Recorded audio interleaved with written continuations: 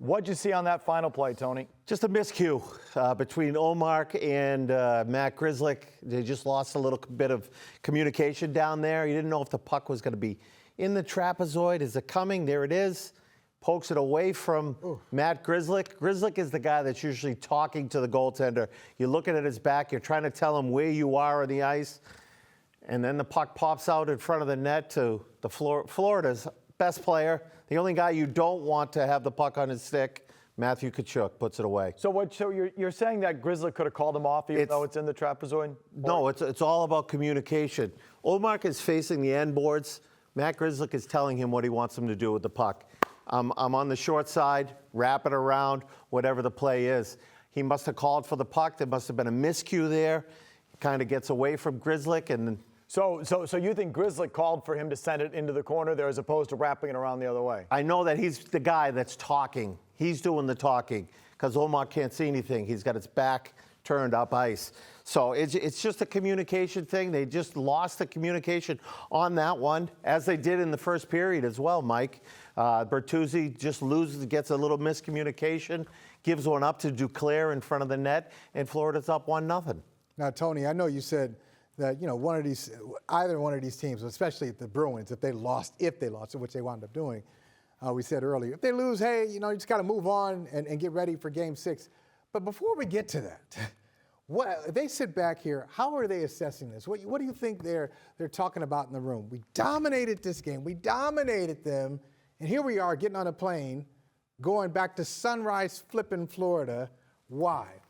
Well, the one thing you take away from it, you said it yourself, they dominated the game. They deserved to win this game. They ultimately end up losing it. They're still up 3-2 in the series.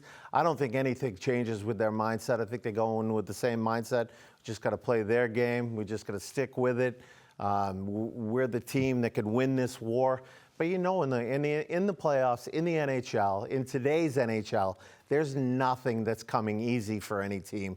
And this one's not going to be easy for the Boston Bruins to close out. It's going to take their best. Okay, so there aren't certain games that leave a mark that bleed into the next one, and could this be this? I mean, the final shots, was it 42-22 or 45? I don't have the final shots in front of me. It was 1,000,000 to a little. Okay, so they just completely outshot them. They controlled it territorially. We've got Brad Marchand with the puck on his stick with a breakaway with a second left to win the game. That gets saved. You lose it in that fashion. Is that the kind of loss that leaves a mark, or can they just sort of? Well, we thought after Game 2 that there was going to be a mark left on this team, and it really didn't seem to be going into Game 3 for the Boston Bruins. They're a team, like I said, they're very resilient. They've been able to rebound all during the regular season. This team knows how to win. They know how to overcome something like this, and I don't think it's going to bother them at all. I think they go into Game 6 with the same kind of mindset. Let's go out there, let's play our game, let's do what we do, and we're going to come out on the right side. You talk about that communication issue, and we know that Grzelcyk at the beginning of the series was a healthy scratch. I think it was the first 3 games, healthy scratch. He plays tonight, and then there's that miscommunication.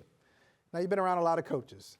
Does the coach say, all right, see, that's why I had you as a healthy scratch. Just don't trust you. Do you think there'll be any – I'm not talking about major repercussions, but just do you think he'll play? Will that be held against him? I don't think so. Game? I don't think so. It's just one of those things.